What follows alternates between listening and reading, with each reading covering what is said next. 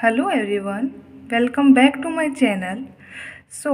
Today we are going to start again a new topic, that is Xenopus blastomeres. So first of all, we have to know what is a Xenopus. So Xenopus, basically Xenopus levis, is a species of a frog that is belonging to the amphibia class. Okay, Xenopus means a strange foot and levis means so smooth. So it is basically a type of African clawed frog. So we have to study the blastomeres of the Xenopus, that is how they develop, etc. So, a blastomere is a cell that is derived from the cleavage in an early embryo. That is, by the process of cleavage, a blastomere is formed. A blastula is an embryonic stage that is composed of blastomeres. That is, a stage is arrived in which blastomeres, that are the cells that are present. A cavity within the blastula is blastocele. So first of all, after the cleavage, we can, from the egg, a morula is developed. Later on, the blastula is formed, and in blastula a hollow cavity was present, that is blastocele, and a layer of the cells, that is known as the blastoderm, is present. Then Xenopus egg is clearly polarized into a darkly pigmented animal and a lightly pigmented vegetal hemisphere. So basically an egg has two poles. First is animal pole. In case of Xenopus it is darkly pigmented, that is we can see dark in color, and in case of vegetal hemisphere it is lightly in color. Then after fertilization, egg undergoes a series of very rapid synchronous cleavage division. Okay, so what is cleavage we will study in later videos. That is a radially symmetrical and holoblastic cleavage. So what is a radially symmetrical cleavage? So, a radially symmetrical cleavage generates identical body halves around the central axis. That is, here a body cannot be divided into right and left sides equally. That is seen in sea urchin, in case of starfish, etc. And holoblastic, that is a complete division of an egg into the blastomeres, that occurs in small eggs only. Okay, example, that is holoblastic cleavage is seen in amphibians and mammals. Yolk is concentrated in the vegetal pole. Okay, so in vegetal pole the first cleavage also start in animal pole and then it extend up to the vegetal pole. So the first cleavage start in the animal pole.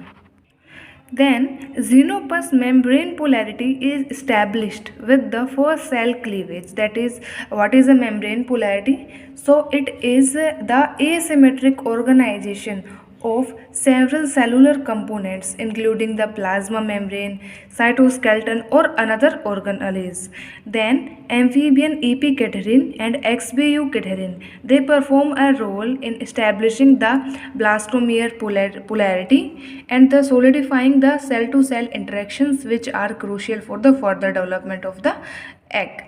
Then cleavage. So when first cleavage is going on during the furrow formation, then right after that second cleavage start, which is meridional and right angle to the first cleavage. So what is a meridional cleavage? That is when a furrow bisect both the poles of the egg passing through the median axis or the center of the egg. Okay, the third cleavage is equatorial, due to which formation of some blastomeres occur which are unequal in shape. So what is an equatorial cleavage? So equatorial cleavage is in which the plane of the cytoplasmic division is at right angle to the axis of the egg, or that is the passing through the embryo's midsection. We are going to study these about these in later videos. Then blastomeres which are formed on the animal pole are small, that is they have small size, that's why they are known as micromeres.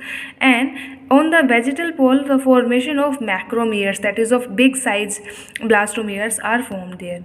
During initial phase of the development, when cleavage rhythm are controlled by maternal factors, the cytoplasmic volume does not increase. So here the volume of cytoplasm doesn't increase, rather the zygote cytoplasm is divided into increasingly smaller cells. That is, first zygote divided first in half, then in quarters, that is 1/4, and then 1/8.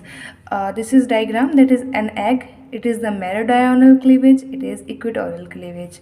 Then from the process of fertilization to the cleavage. So fertilization here activates protein synthesis, DNA synthesis, and also cell cycle. And this led to the activation of MPF, that is mitosis promoting factor.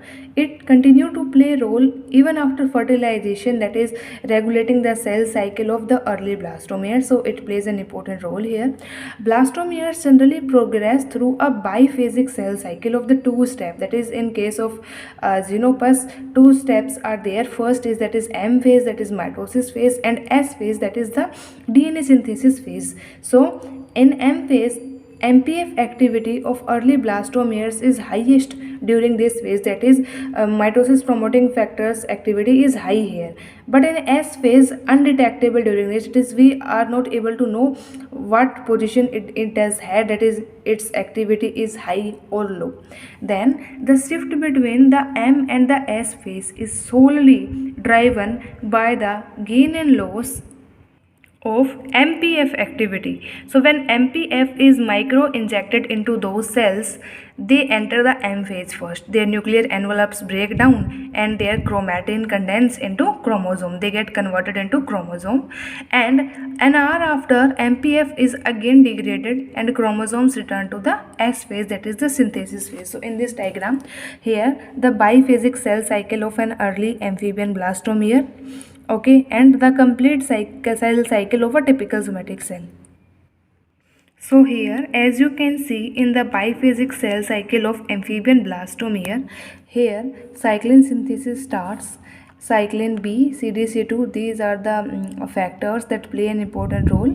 Active kinase, MPF factor was there, that is in M phase, and after that, passing through the M phase, the cyclin degradation starts, and this is the inactive S phase. Protein kinase role is noted here, and this is the normal cell cycle, that is here mitosis, G1 G2 stage, M phase, and S phase, G0 stage is observed.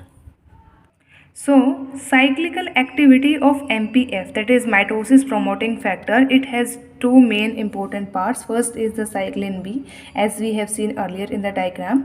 So it is the largest unit of MPF, shows cyclical behavior for mitotic regulation, accumulates during the S phase, and being degraded after the cells reach the M phase, that is after reaching the end of the S phase, it got degraded. It regulates small subunit CDK. It has a small subunit CDK also. It is often encoded by mRNA stored in the oocyte cytoplasm, and if translation of this message is inhibited, then the cell will not enter mitosis. That is, it solely depends on the, we can say, cyclin B, that is if its translation is inhibited, then the cell will not enter into mitosis itself.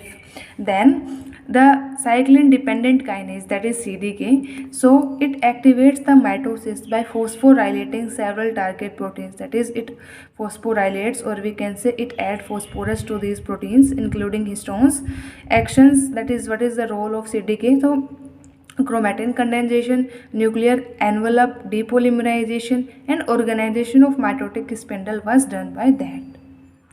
So the regulators of the cyclin B, that is MPF, part of MPF, are stored in the egg cytoplasm. So cell cycle remains independent of the nuclear genome, that is out of contact of the nucleus, for a number of a cell division. But as the cytoplasmic components are used up, that is at some sort of time they are all used up, nucleus begins to synthesize them. The embryo now enter a mid-blastular transition in which G1 and G2 are added to the cell cycle, that is G1 G2 stages are added to the cell cycle, and that happens after the 12th cleavage. Okay, so after that, that is numerous synchronous rounds of mitosis, the cells begin to go their own way. New mRNAs are transcribed that will become necessary for the gastrulation, that is after blastula we have seen a stage that is gastrula, so that will further lead to that only. So this is a diagram representing various we can say the planes, the equatorial one, the meridional one. Okay, the cleavage pattern is seen here. So this is a zygote, this is a 8 cell formed mid blastula transition, and this is the gastrula. So yeah, this is all about the topic of Xenopus blastomere. Hope you will like my video, and if you like my video, please do share, like, share and subscribe to my channel.